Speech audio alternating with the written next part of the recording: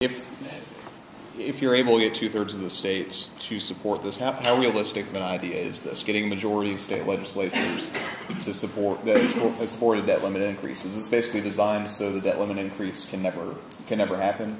That's a perfect question. It's actually one that we get into the weeds a little bit further, but I'll tell you this. The U.S. Constitution is to the American people as the Bible is to Christian people. Every single word. Every single word is important. Our forefathers put Article 5 into the U.S. Constitution for just a time as this. What it says is that Congress, or 2/3 of the state legislatures, can propose specific amendments to the U.S. Constitution.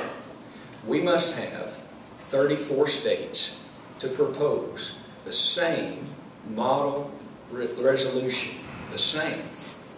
Our resolution exactly mirrors what has been passed in North Dakota and Louisiana. What will happen is that when you get 34, then there will be a convention for one specific amendment to be called. The states themselves will send the delegates to that entity. If they are successful and they agree, then you turn that back into 38 states ratifying. I will remind you, if I'm not mistaken, the constitutional amendment where 18-year-olds were made legal to vote. If I'm not mistaken, I'll check this again. I think it was about 18 months for that to get taken care of. So, 34 states say we want it. By the way, these are state legislative bodies, legislative chamber resolutions only. That's a key point. 34 does it. 38 then turn around. By the way, a congressman from Arizona walked in 2 weeks ago and filed a simultaneous piece of legislation in Washington, D.C.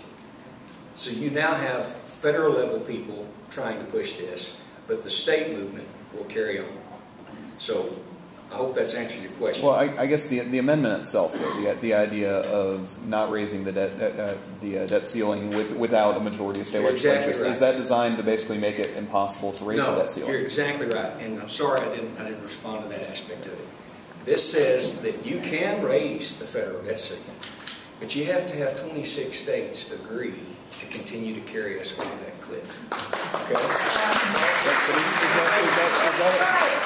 Is that a realistic idea, though, in terms of time and in terms of the time it would take to convene all state legislatures, especially when we've got part-time legislatures too?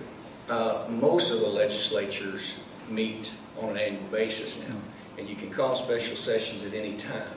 And with what's facing our nation and the fact that we need that federal money back in Arkansas, I bet you Arkansas and the rest of us will do what needs to be done on this. The simple fact of the matter is, we all know we cannot sustain this situation. Congress is gridlocked. And I want to make mention of this. This is very important. I've been in touch with one of our congressmen, and I want to say I'm proud of the stance that many of our congressmen in Arkansas took to sponsor the balanced budget amendment. They fought as hard as they could on that, but they're in a situation where it's simply not working, folks. And I had the backing today of one of those congressmen to say, go for it. And I told him, you did what you could do. You did all you could do. And now it's time for the state of Arkansas to join North Dakota and Louisiana. We would be third in the nation, and we would be leading, and we could help them learn a little bit more about Arkansas's RSA, Revenue Stabilization Act. Thanks, Andrew. Anybody else? Yeah, what's the thought process of going ahead and introducing this during the fiscal session? If we're going to be the third state to pass this, why not wait till the regular session? Why do this now? I think that you can see that we're in crisis. First of all, without going in too much detail, but I will tell you this. I already have the clearance that this does not require a 2/3 vote. According to the statutes that we have in place, this is a resolution, not a bill. It's already been cleared and vetted. It's going to go into the Senate. It's going to be assigned to committee. And it only requires 18 votes to pass the Arkansas Senate. Period.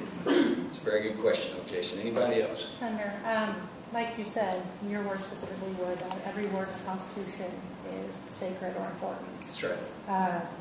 Is this a long-term solution to a short-term problem? Then adding something to the Constitution? This is a long-term solution for a problem that's not going away.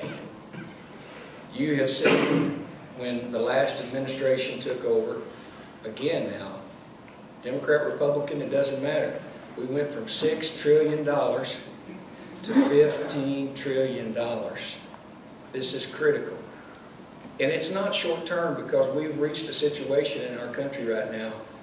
We don't need, Congress has not even passed a budget in 1,000 days. So it is a long-term solution to a long-term problem, just as our forefathers put in place. And I would advocate to you, this is a pretty serious situation. It's vital to us. Greg? Jason, I just want to know, this is very involved, not just Arkansas, but the rest of the country. Why undertake this? What is the number one motivating factor to go to all this trouble? Is it fear? Are you angry?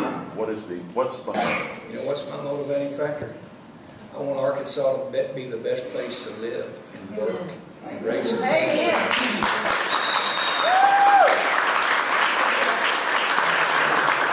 When I look at my babies in the eye and I see my long term in my baby's girls, Grace and Olivia, and I look them in the eye, and I sit here and I see the house is burning down and Dad's not throwing any water on it. That's my motivating factor. You know what?